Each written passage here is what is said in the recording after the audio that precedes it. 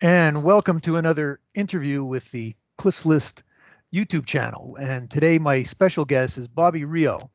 Bobby and I have known each other for forever, I think, at this point. And I guess we've been talking about helping men have more success with women for ages. Long time.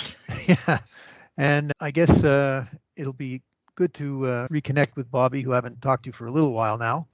And I'm sure you guys are going to get a lot of value out of this. And I guess we'll get started. Bobby, for those who aren't familiar with you, please introduce yourself. Tell them a little bit about who you are and what you do.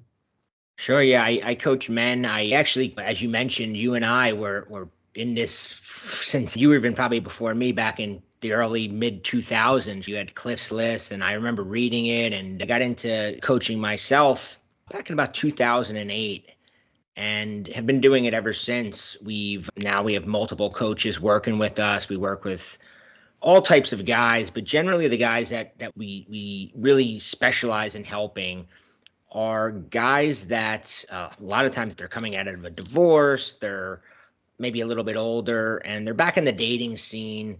They're just having trouble, right? The women keep pulling away, keep losing interest. They can't get past the second or third date. And that's really where we've concentrated for the past few years because it just, I guess, with dating apps and everything going on and women having so many choices, it's gotten harder for guys out there to progress things forward with a woman.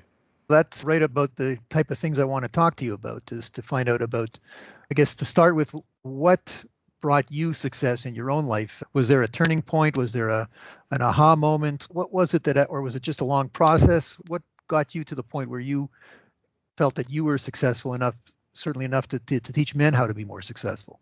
Yeah, so I went through two very distinct learning phases, right? Phase number one was I was an introvert my whole life. So I had difficulty talking, knowing what to say, knowing I was just a typical guy would get on a date and he would ask a woman question after question. Never, I can think of so many dates I went on where I never tried to kiss the girl. I never did anything, right? I just didn't know how to create any kind of vibe on a date. So that was the first phase, I guess, I went in where I had to tackle that. And I spent time, I learned, I got better at flirting, I got better at conversation. I really figured a lot of that out. And I thought, okay, I've got it. I know how to flirt. I'm creating attraction. I'm kissing way more girls. And then I ran into the second problem. And that was that I'm by nature, right? And a nice guy. I have that instinct. A lot of us do, where we guys grow up, they watch movies, they believe that confessing your feelings and telling a woman how you feel about her and agreeing with her and finding things in common with her wind up showing her that you're a good boyfriend. And that was the trap I was falling into where, yeah, I would get girls attracted and I would go out on dates and I'd be great at flirting. And now but after two or three dates, it was a very similar situation where I'd stop getting called back. I get the excuses. And this is actually pre-texting or very early in texting. So this actually was when you had to get on the phone and call them and talk to them. And I get a lot of the really nice but speeches. And I guess if you ask for a turning point, the turning point would be 100%. I had this female friend, and we were good friends for probably about four years. We worked together, and we wound up hooking up for about a week. It was like I was in heaven. I was like, I got her. It's amazing. And after the week, she was just a little weird. She started pulling away, started losing interest. I don't know what was going on. I was in what I call now emotional quicksand. I was literally like, the beginning of the week, I was at the top of the world. The end of the week, I just sensed something was different. And then for the next 2 months, I just turned into this total chump, wussy guy, just thinking about her constantly. I sent her, I'm embarrassed even thinking of I sent her a bouquet of roses. I sent her a text telling her how I felt. Then I sent her an actual card where I wrote out, I've been in love with you. I did all these things thinking, okay, that's how I'm going to win her back. And that's how I'm going to show her I really do care about her. Because in my mind, I thought the reason she lost interest was because she didn't know I cared enough. She thought I was just playing games, or I thought I had to prove to her that I really did have interest in her. And long story short, I found out that she started sleeping with some other guy that I knew as well. And it got me in a mental space where I was like, what happened? It was so confusing. If you've ever had a girl who's just hot and cold and I just couldn't understand it. And I started really reverse engineering what was going on and going, okay, why was she so interested? How could her feelings have changed? What did I do? What was missing? And that's where it really sent me on a whole different path. Like I said, my first part of my journey was flirting and conversation. This part was going, what am I doing wrong that is capturing a woman's interest, but I can't keep it, right? And that's where I realized a lot of the nice guy behavior that was bred into me, I had to actively try to eliminate, and it took a long time of figuring that aspect of it out. So those were the two phases I went through in my own personal life. And I think that from a standpoint of teaching guys, I've noticed that it is something that a lot of guys go through as well. It's if you're very difficulty meeting a woman, you just assume, okay, if I meet her, if I learn some lines to use, some openers, some good conversation, it'll be it. I'll get her. But what I realize and what a lot of guys figure out is like getting her interested, getting her attention, getting a date or two, it isn't that hard, especially nowadays with dating apps where you can meet a lot of new women, but separating yourself from the 50 other guys that she's talking to on dating apps and making her go, I want to keep seeing this guy. There's something there, requires a little bit of actual sort of strategy, a little bit of, I hate using the word games because people say, I don't want to play games, but you do have to play the game. And women actually enjoy that. They don't want a guy who immediately after the first date, she knows, oh, this guy wants to be my boyfriend. He's already thinking about kids and our marriage, right? That's boring to a woman. And I think that for myself, it was difficult for me to comprehend that because that's not what we're told, right? We're told our friends, if you ask your friends for advice, it's always just tell her how you feel, just let her know. And that sort of mentality I see a lot of guys have. And when you tell them not to, their instinct is to go, I don't want to be somebody I'm not. I don't want to play games. And what I tell them, it's really more of a ritual, right? Like a mating ritual that you have to go through when you're with a woman, or else she's not going to feel that level of attraction she needs to feel. Can you go into a little bit more detail of what you do now when you would be on a date in order to avoid going into the friend zone and the nice guy behavior? One of the things, all of the conversation stuff would be similar to that. You want to start talking to a woman. You want to go in with really the mentality of, first off, it's your mentality in the sense of, I'm going in to a date or a client of mine, right? I'm married now, so I'm not going on dates, but the clients that I'm working with, I send them into a date and I go, okay, you're hanging out with her, but going with a attitude of non-judgmental qualification. You're going in there to see if things work out, if she lives up to your standards, and you're going to get to know her. You're going to be curious, but you're not going into it with the mentality of, I've got to find a million things in common with her, and I've got to entertain her, and I've got to make her laugh, and I've got to prove to her that I'm good enough for her. Because the minute you do that, you find yourself doing all the sort of nice guy mistakes, right? You bond over things that you really don't even care about. You're overly agreeable with her. You're validating her. You're complimenting her. Everything she says, you're laughing at, right? Or you're, oh my God, that's so awesome. I always say you're like a bobblehead doll, just, oh yeah, you're amazing. And for a woman, it's okay, you're harmless and safe, but harmless and safe isn't really an attractive thing in a man. It's okay, he's a harmless, safe guy, but that's the guy that she's like, oh, he's nice, we get along, but I just don't feel that spark. That's one of the things. It's just going in with, okay, I'm going to sit back and I'm going to get to know her. I'm going to talk to her. I'm going to flirt with her. I'm going to throw out some banter. I'm going to look for things to tease her on so that I can create the vibe and I can see, does she play back with it? Is she fun? Is she cool? Because I think that's one of the mistakes a lot guys a lot to make is if a woman's attractive, they automatically think, oh, she's cool, I want to be with her. But really, when you've gone out with a lot of women, you realize, okay, being attractive just isn't enough. There's got to be more to it. And do we have a vibe? And as a man, it's your job to lead the vibe, right? You have to take that risk. You can't sit back and go, she's not flirting with me, I can't say anything flirty, or she's not touching me, I can't. You have to take that initial bold move, so to speak, in terms of changing the dynamic of a conversation, being the one to tease her a little bit to see how she reacts. If you're walking through, if you're a little bit later in the date and you want to say, okay, where do I stand with her? Be the one as you're walking through a restaurant to grab her hand and lead her to the table and see, when I grab her hand, does she like get all weird and pull away, or is she into it? Like, you're the man, you've got to be leading the entire time, and you got to be very conscious if you're letting her lead. So that's going into a date. That's really what I tell guys is, as the man, it's your job to be leading the vibe, right? Leading the vibe means um, like taking the step to escalate it forward instead of sitting and waiting for permission from her, because too many guys do that. I can't tell you how many coaching sessions I do with a guy where I didn't have, the day was going really well, but I never had an opportunity to kiss her. And I'm like, you're the man. You have to figure that out. You can't make excuses. You have to go, okay, how can I do this? I can remember my date with the woman I'm with now. I'm in a crowded museum and I'm like, shit, I got to friggin' kiss her. Because if I don't, it was our second date. I'm like, I know that if you go more than 2 dates without kissing, it's like veering towards the friend zone.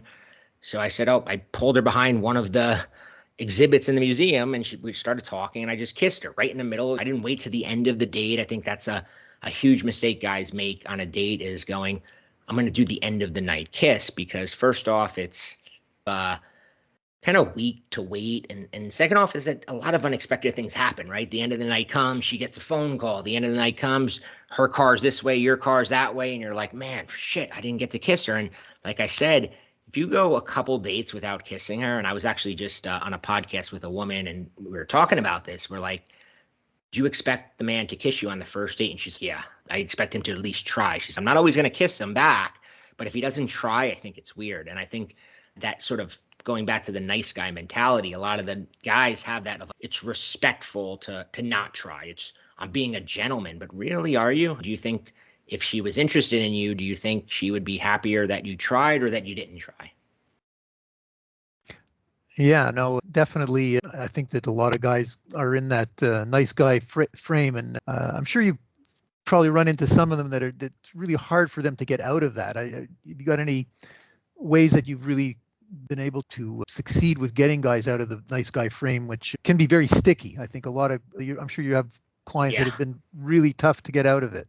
It's funny because a lot of guys resist, and it's very counterintuitive, right? It doesn't feel natural. I'll give you an example of a situation. I had a client I was working with who was dating this girl, and he was just a total romantic, right? Like, he just loved the idea. Even just talking to him is just, oh, Christmas is coming up and I get to sit by the fire. Everything with him was just this built up romance, like he was a character in a romantic comedy and just wanted to, and I'm trying to explain to him, and his girlfriend was losing interest. It wasn't his girl. The girl he was dating for a few months was just losing interest, and actually telling him, like, I don't know what I feel. And his mentality was always to do more. And I kept saying, do less. And I would tell him simple things. At one point, she's, let's just try being friends. And then he would always go into it and try to change her mind logically, right? Oh, why would we be just friends when we have so much in common and we hung out and we, like, you told me that I was a good kiss. Like, you try to change her mind logically, and you can't change a woman's mind logically. And similar to not being able to change a woman's mind logically, it's really hard, like your question of how do you help a guy. And logically, I can sit here and tell a guy over and over again, you can't be a nice guy, you can't do this, you can't do this. But really, he's got to see that for himself. So an example, going back to my client, I go, you know what, just cancel on her one day. Just cancel on her at the last minute and see what happens. I go, just, you're so scared to do it, just do it and then get back to me. And he canceled on her. And at first she called him up, and I go, and then he's, what should I do now? I go, just tell her you're busy and you'll call her back, and then don't call her back. And he's like, what? Like, why would I? That's so mean. I'm like, just trust me. And by the next day, she's blowing up his phone. Where are you? What are you doing? And I'm like, see, and then it clicked. He goes, you were right. He goes, she's been telling me that I'm not giving her space, that I'm coming on too strong. And I thought that I had to prove to her that I was right for her, and that's how I was going to change her mind.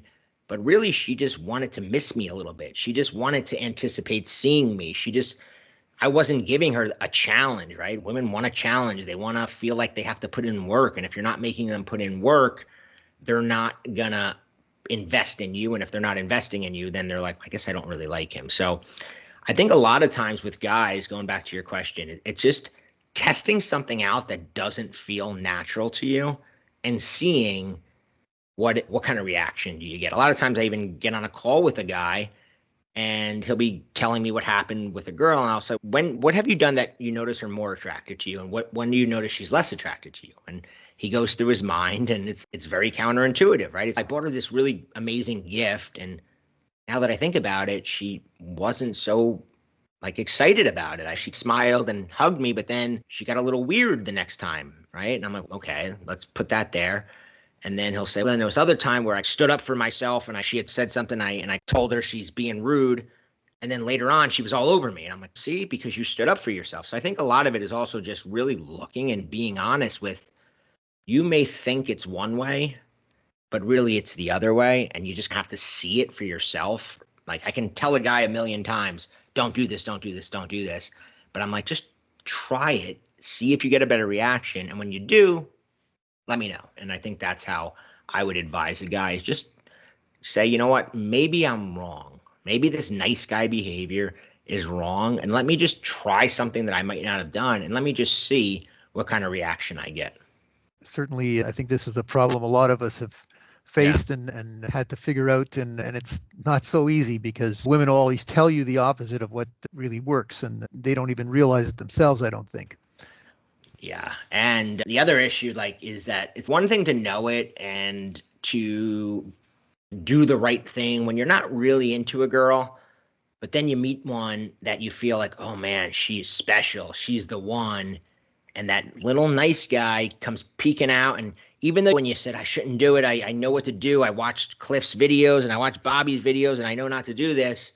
That little nice guy, when you really like her, she's different. No, you gotta, and it'll try to convince you that she's different, that you don't have to play the game with her. You don't have to, you can tell her how you feel right away and it'll bite you in the ass. And you just have, it's really awareness. It's just being able to say, okay, that is my inner nice guy coming out right now. And he's just there and I have to just ignore him. I have to just be able to go, you know what? I'm not going to listen to you because you're going to fuck it up for me. When it comes to, I guess, your clients getting it, like a lot of these realizations, is there anything that you've learned that maybe helps them to actually really make the change when they are stuck in or they hear it, they understand it, but actually do it is another story. I think you've probably seen that. Have you found any ways that really break through that? Well, it depends what element you're talking about, right? So if it's a conversation element, right? So there's different nice guy tendency, right? One nice guy tendency is going into sort of nice guy conversation, right? They're hanging out with a girl and they know they should not be having interview mode, but they just find themselves into it. And for those kind of guys, I go, just have something ready, right? Have some question that changes it very quickly. And I remember myself being in a situation, this was back when I was single and I'd known this and I'd been good at it. And yet I was talking to this woman. She was a little older than me at the time. I was in my probably my late 20s, and she was like a hot, like maybe like 35 years. So I just, something in my brain like was off. And I went into interview mode and I'm talking to her and I'm like, what am I doing? I'm just, and I remember she's like, so what college did you go to? And I'm like thinking to myself, this is not gonna go anywhere. I'm in interview mode and I just go, let me ask you a question. Because I was there with a friend. I go, me and my friend were talking, and you probably know opinion openers, right? So I basically took that idea of an opinion opener, and I just used it. And I go, the girl he was with told him that she loved him the other day, but she was like really drunk, and he didn't know if he should say it back because does it count if you say it when you're drunk, right? And that simple question was there's nothing great about the question, but it got her. She was like, what? Like she was in the middle of asking me like where I went to college. And I just was like, hold on, I'll answer that in a second. But before I forget, I got to ask you something. And then we went into this different realm of a conversation because now she's like, oh, does it count when you say I love you if you're drunk? And She's asked, and then all of a sudden I'm like, what about doing really good sex? And she's, oh, really good sex. And then the total dynamic of the conversation changed because we were no longer in that framework of I asked you a question and I'm getting to know you. Now we're just having this fun sort of random, spontaneous conversation. So I think for guys that fall into the trap of I'm going to go out and hang out with a woman, but I keep, even though I know not to go into interview mode and be the nice guy, I find myself doing it. I always tell guys, have a couple things that you can have in your back pocket, right? Whatever it is, like some random sort of question you can throw out there spontaneously that it's more for yourself that when you ask that, it's like almost like a reminder, oh shit, I'm going in interview mode or I'm in this nice guy mode.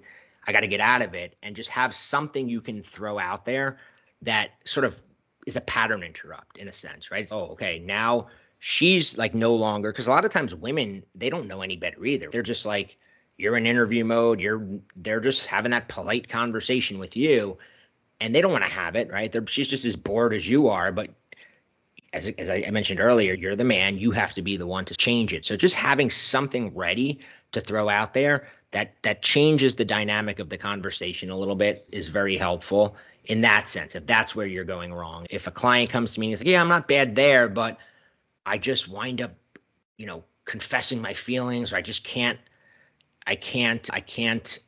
give my cards away. And this happens, right? If you really like a girl and you're really into her, it's very easy to let her read that on you, right? Whether it's the things you're saying to her, your actions, you're just overly available. And I go, just look at it differently. Don't look at it like you've got to play a game. You say I'm a nice guy and I don't want to not be a nice guy. Well, think about it like this. If I'm a nice guy, I'm going to give her the experience she really wants. And if you've ever read a romance novel, women are reading these. They're getting turned. This is like a woman. They're written for women to turn women on, essentially. And if you're reading a romance novel, it's never about the nice guy with the bouquet of roses. It's always about her chasing some guy who's like unavailable and he's a little distant and she's got to win him over. So I'm like, give her that. That's for a woman, that's romance. That's what when she reads a romance novel, she's reading stories about having this guy she's got to tame this tiger and she's got to show him that they're meant to be together. And if you are doing the opposite and right away you're confessing your feelings and you're giving her the impression that you want to be her boyfriend and that you see a future with her, you're depriving her of her idea of romance, of the fantasy she has of having to win you over. So I think that's been helpful for some clients because I think for them, their hesitation has always been like, it feels wrong. I feel like I'm doing something wrong if I'm not being myself. And I'm like, you're not really doing something wrong, right? You're doing something wrong when you pop the balloon of chemistry too soon because you can't like contain yourself. She might have liked you for a few dates and you were like gushing over her. Every time she calls, you text her back in 30 seconds. You move everything in your schedule for her, right? You have plans with your friends and she says, hey, do you want to hang out tonight? You cancel the plans with your friends and you think you're doing something, but really she's, oh, this is too easy. And no girl wants an easy catch, right? They don't want that. They want to chase a little bit. If they don't have to chase you, they don't put any value on you. And if they don't value you, they don't stay interested in you, right? We only stay interested in something that we value. So I know it's a long way of answering your question, but I think for guys asked, how do I explain it? And that aspect of it has really been for a lot of clients where it's an aha for them because the hesitation has always been, I'm doing something wrong, right? If I hide my feelings, I'm doing something wrong. But I think it helps when you understand that you're not really doing something wrong. You're actually giving her what she wants. She loves the anticipation. For women, I say longing equals love. For a woman, that longing of, am I going to hear from him tonight? When am I going to get to see him again? Oh no, he didn't text me for 2 days. What's going on? And she's talking to her friends. That's when she knows she's in love. That's when she knows she's developing feelings, is when she finds herself in that state. And if you don't give her an opportunity to be in that state, that's when you get I just don't know. I just don't feel it, right? And what she's not feeling is anticipation of longing. So I think that would be something I would tell guys is just, again, going back to what I said earlier, experimenting. If you don't trust that I'm saying is true, just try it one time and see if you notice that she gets more attracted to you or less attracted to you. Again, even canceling a date. I mentioned that I told a client to cancel on her, and he said, I can't do that. That's so mean. She's not going to lose interest. And I said, has a girl ever canceled on you? He's like, oh, yeah. I go, did you lose interest in her, or did you want her more that night? Were you like sitting around going, oh, no, like what's going on? I go, you're scared to cancel on her because you think she's going to go, oh, no, I'm done with him. But I don't know any guy that's ever been canceled on who's I'm done with her. Maybe if it's the 15th time she's canceled and she's just a flake. But if you like hanging out with a girl, things are going good, and she cancels on you, chances are you want her more. You're more interested in her. Your excitement level of seeing her actually increases. So I think sometimes you have to actually look at your own self too and go, okay, am I more attracted or less attracted when a girl takes longer to reply every once in a while? I'm probably a little bit more interested than the girl who's like bombarding me with friggin' texts and emojis all throughout the day. So I think the tactic of canceling a date is extremely powerful, more than guys appreciate. yeah. I remember once a friend of mine and I had met these two very attractive women who turned out to actually be strippers. And the one that I guess I was getting to know, I basically made a date and then canceled on her, and that just ramped up her attraction. Like she was talking about me like crazy to the other one afterwards. I remember that it was a very insightful experience. Yeah, it's very everything is counter in dating. It's very hard because it's counterintuitive, but most things that actually work are things you wouldn't think would work, and the things that you really are like, man, that's going to work, usually don't work. It's just this weird paradox in the dating world. I guess handling that, I guess now that you're married, I guess it's not a personal issue, but you obviously must deal with older clients, and how the effect of getting older has changed their dating situations, and how maybe you've advised them in terms of becoming more successful despite they're getting older and probably still wanting the same young women that they wanted previously, you know? Yeah, I would say that, and I was just actually talking about this with one of my coaches, because our main client is probably minimum 40, but all the way up until 65. We've even had 7-year-old clients.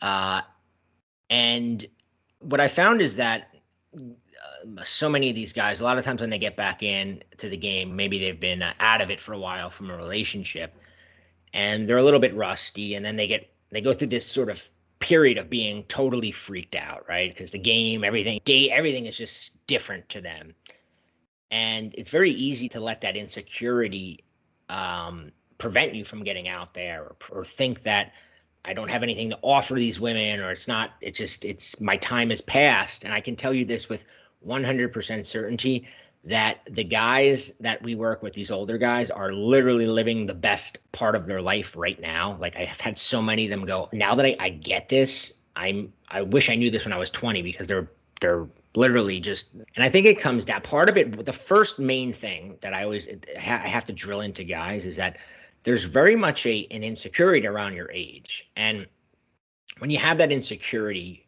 around your age, especially if you're interested in younger women, and the truth is I've never had a client who said to me, I want a woman my age, right? Or they all want younger women. Every single guy that I've worked with, every one of them, it's not she's 10 years younger, 15 years younger.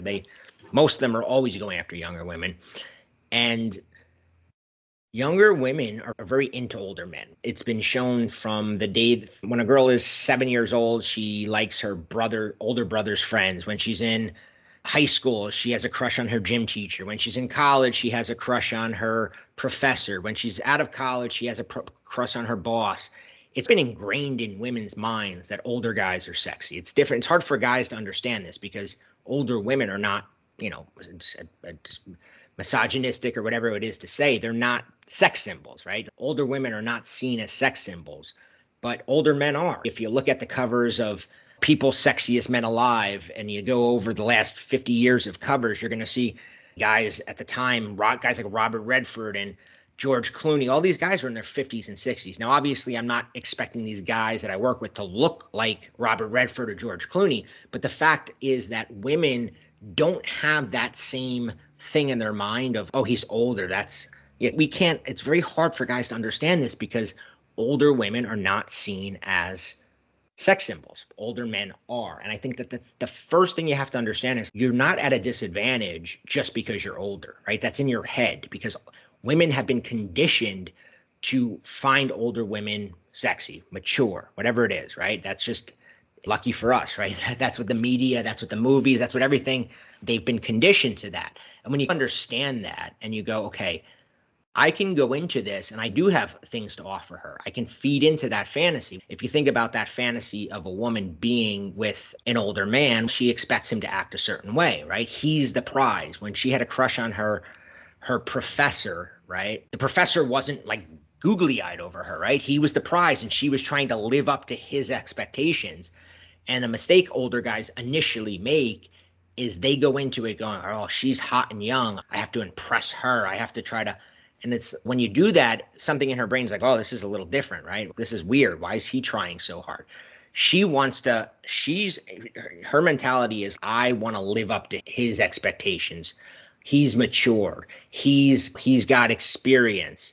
And I think that when you come at it from that frame of mind of I'm the prize, you act differently and you come across differently and you go into it and you ask her things and you have her qualifying herself to you. And that's really that's one of the big breakthroughs. I would say that when I work with older guys, and like I said, I'd say 85% of our clients are older guys, is just getting them in that mindset of I'm not at a disadvantage. I'm actually at advantage when I know how to play it right. When I understand that, yeah, like women have an older man fantasy, right? That's it. It's just, it is. Now, you can be the creepy older man, right? If you're, and that's what happens to a lot of guys. They fall into the creepy older guy where they're like, they don't know how to be mature. And a younger woman makes a joke about or shows you her tattoo on her back and you get all creepy. Oh, let me see that. And you got to think to yourself, would a sexy older man act like that? Or would he act, oh yeah, that's like not a big deal. I'm not going to get all creepy just because you say something sexual. You've got to be mature and you've got to play into that fantasy. So I think that's one of the things is just understanding, okay, if a younger woman, and I know you didn't specifically ask me about younger women, but I just, from, like I said, from coaching guys, I just know that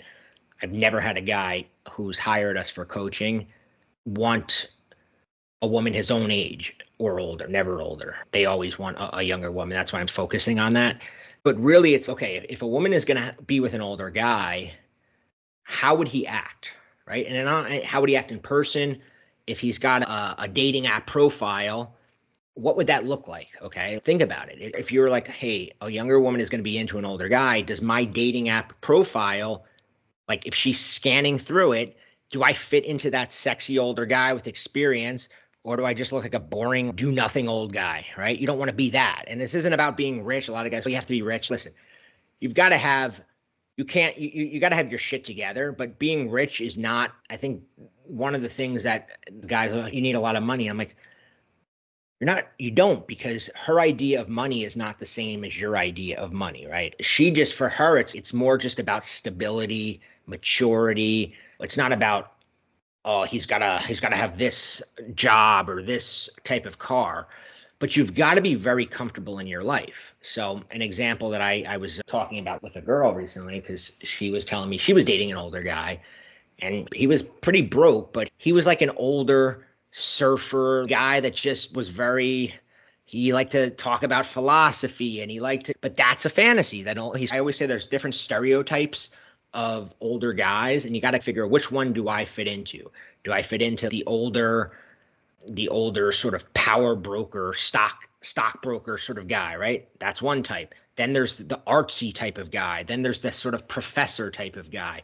And if you're designing your social media or your dating apps, it's okay, I've got to at least be in one of these sexy stereotypes. I can't just be like the guy with the picture of me and my dog by myself and all of that. I've got to go, all right, what if a woman is going to scan my profile? And I'm just using dating apps as one example of where to meet them. But this is just something I see when a guy will have us examining his, and that's one of the easiest ways is just going, hey, let's just paint a picture of a sexy older guy and you'll immediately get way more contacts. Okay. That's step one. Cause a lot of guys go, I don't even know where to meet them. And if your dating apps are set up right, you can meet them there. If not, there's a million different ways depending on where you live. I give different guys different advice. If you're in a big city, there's all sorts of networking events and charity events and all sorts of stuff that you can be going to.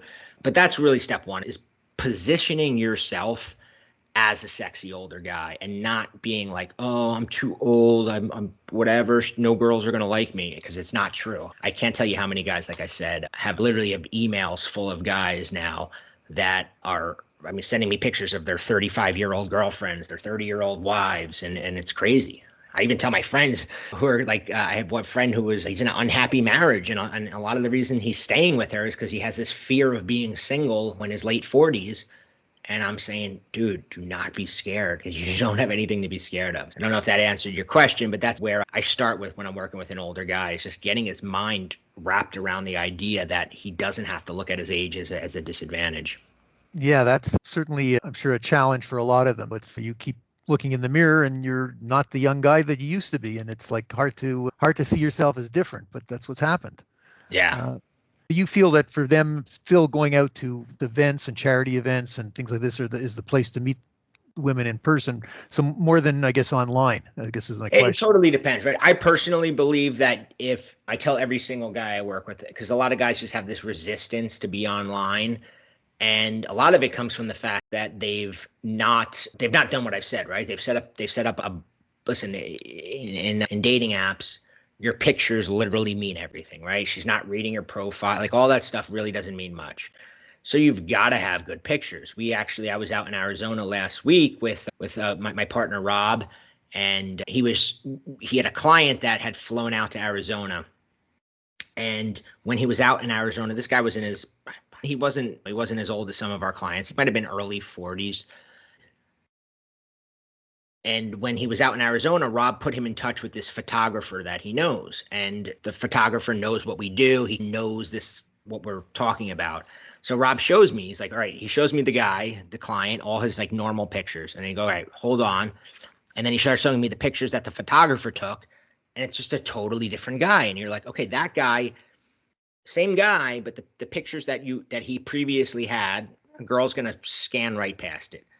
The pictures that he had taken out in Arizona with the instructions that Rob gave the photographer was a guy that a woman is gonna, who is this guy? It's just everything about the way he set it up was good. So I think dating apps, if you're willing to give it a shot and realize that you can't just go through your phone and go, all right, these are the 6 best pictures of me, I'm gonna add those. You've got to go, okay, I'm gonna paint a picture for women, man that they would want to be with. What does that man have? Then you go into what I said. What is the stereotype what is your lifestyle? I would tell a client, like, what are you into? What is because if it's totally different. If a guy's like a lot of our clients are entrepreneurs and CEOs and all that, that guy is going to have different pictures than a guy who, like I mentioned, the other guy who's, he's retired, he's living on the beach, he surfs, he does stuff around the neighborhood. Black guy's got a different thing, right? But you still have to go, okay, what woman is going to be attracted to my type? And then how can I paint that picture? And then you don't just grab pictures from your phone that you already had or laying around your computer. You consciously make an effort to get the pictures that are going to paint the sort of movie trailer of who you are. Dating apps, I think, are really good if you're willing to do that. And if you're smart enough not to get, unfortunately, guys that I don't want to say are desperate, but it's very easy to get taken advantage of by women who they know that there's guys out there that'll send them money. And you have to be aware of that, I think, on dating apps, that like if something seems too good to be true, it probably is. And you do have to be aware of that. But if you're not going to do dating apps, then yes, I tell guys, go get involved in anything you're interested in. Hiking groups, right? Like I had a client, he's like, I really like the outdoors. I said, then join a hiking group. And he joined a hiking group, and every Saturday there's like a group of them. They go different spots and hiking, and there's always women there. Okay. In his case, he used one of the women to make another woman jealous. Like he had another girl that he was talking to, and he was on this hiking trip, and he's posting pictures, and now the other girls thinks that he's going hiking with. So there's different reasons for doing different things. Hiking groups, cycling, right? You can join like bike groups where you do cycling trips. I mentioned charity events earlier, networking. One of the things I've told I had a client who's, I don't know where to meet women. I'm like, what do you do? He's, I'm in real estate. I'm like, you don't know where to meet women? Every woman, every realtor is a woman. Like, it's the easiest place in the world to just go to the real estate networking things because that's all there are there. My friend happens to own a mortgage company, and I always just go there to hang out. And I'm like, dude, this literally is just like a 4-to-1 ratio of women to men. So I think you just have to think outside the box. I think guys, when they were younger, maybe being single, their idea is, I'm going to go out to a bar and meet people. And then you get older and you're like, yeah, bars really isn't the scene anymore. So you got to find new scenes, but there's so many, and women don't really want to meet a guy in a bar anyway. So these other things that I'm mentioning, hiking groups or charity organizations, networking events, she's way more likely to want to tell her friends I met a guy there than a bar or a dating app, to be honest.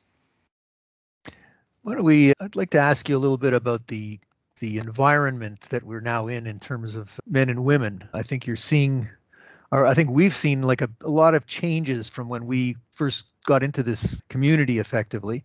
Today, I think you hear a lot about pre-selection, about how probably the best way to attract women is to have other women with you, which I think is very counterintuitive again, but there's that. And then you're seeing the tremendous influence of OnlyFans coming into the scene. And you've got so many women now have cut out the middleman of the porn producer and they're making their own. And it's like you meet an attractive woman, you don't know what's her sideline. And I guess for some people it'll matter and others it won't. But I guess I'm curious about your perception of the world today in terms of men and women and the way things have changed. Yeah, the whole OnlyFans thing was what I was alluding at a little bit when I said that if you're on a dating app, you have to be conscious because a lot of women will talk to a guy, give him attention, and then transition him into their customer. A customer. So that's what I had meant by that. You got to be very aware. And if it seems too good to be true in that sense, it probably is. She probably sees you as a potential customer. But I think you have to just be like, if you're again, depends where you're meeting them, right? If you're meeting them on dating apps, that's going to be a little bit more of an issue than if you're meeting them at a networking event or whatever other hiking group. I think guys overcomplicate a little bit in the sort of now is different. And I get that. And this isn't so much related to what you just said, but I do get a lot of guys after the Me Too movement. Oh, I can't make a move. The girls don't want you to do anything. I'm like, no, of course they want you. Girls they want you to kiss them. They want you to make a move. It hasn't changed, right? Like guys have thought, oh, it's different now. You're not supposed to make a move or you're going to get canceled. And it's no. You can't be creepy and you can't you respect a woman's boundaries. If you go for a kiss on a first date and she says no, you go, okay, you gave me the cheek. Okay. And then you just go back and you respect the boundaries and it's fine, but you go for the kiss, right? You don't go, it's different now, which too many guys do. And in terms of the question of there is that element now of the 1% or whatever you want to call it, right? The inequality, how there's the income inequality, but really there's the dating inequality where there's a small group of guys that are getting the majority of the women, right? Sort of the higher status guys. And when guys complain about that, my answer is join that group, right? Be one of those guys. Do what they're doing. Like they're doing. So the only real main difference nowadays than maybe 20 years ago, or even 10 years ago, is that women have a lot more options nowadays. And because of that, you always have to be aware of she's probably talking to other guys, right? Very few women, you're the only guy she's talking to. That just means that you have to actually create more attraction. You have to be the better option. And you also, and this is really important, you have to have other options. You can't have a scarcity mentality of she's the one, because if you haven't been on a lot of dates and your dating life is slow and she's going out with a lot of other people, it's very easy for you to very quickly decide, oh yeah, like we had a good date.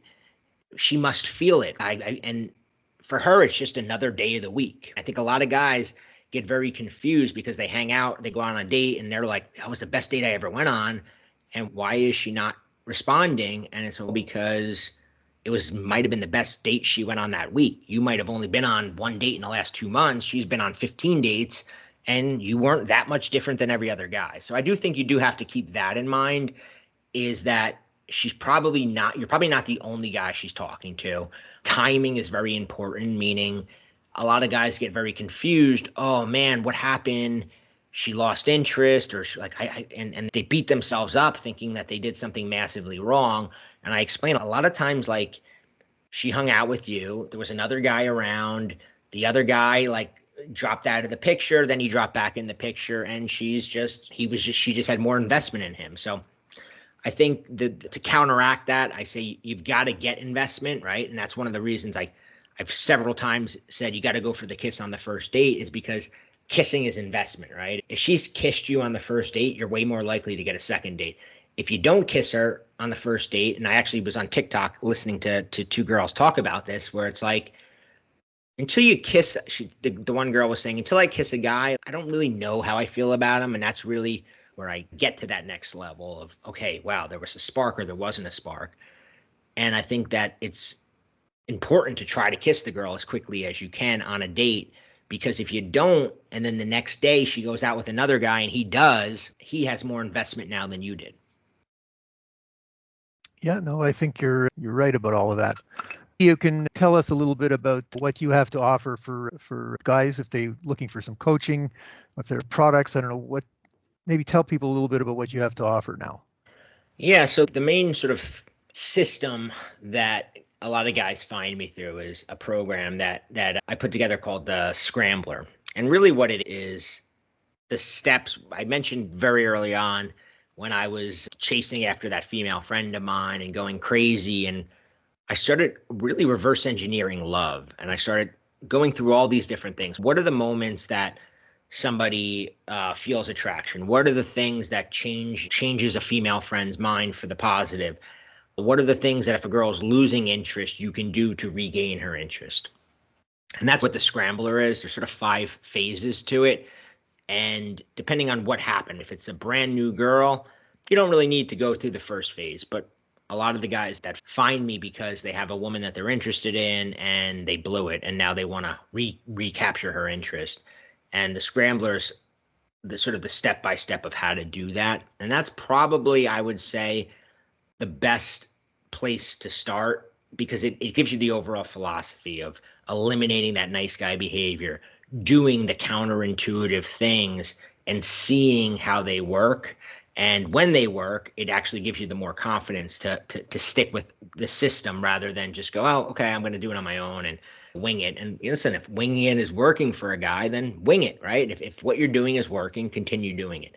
But if what you're doing is not working and you're running into the same problems, you're probably doing something wrong, and it's probably worth testing some new things out, some new ideas out, some new techniques out, and seeing if it gets you a different result. Okay, and you're obviously offering coaching for guys as well. Yeah, so I'm booked out for, I can't even tell you how long at this point, but I have 3 other coaches I work with that work with me, and I'm hands-on with them. You know, we're constantly talking about different cases and stuff. They'll ask me for advice, but Chris, Calvin, and Rob are 3 coaches who are very familiar with the system. Rob and Chris have been doing it. You may even know both of them since you've been around as long as we have. Calvin's a little newer, but he's getting amazing results for guys as well. So yeah, those 3 guys, we offer coaching packages, whether it's 1 session, 3 sessions, 5 sessions, whatever guys find works for them. And where can they reach you to follow up on all of this?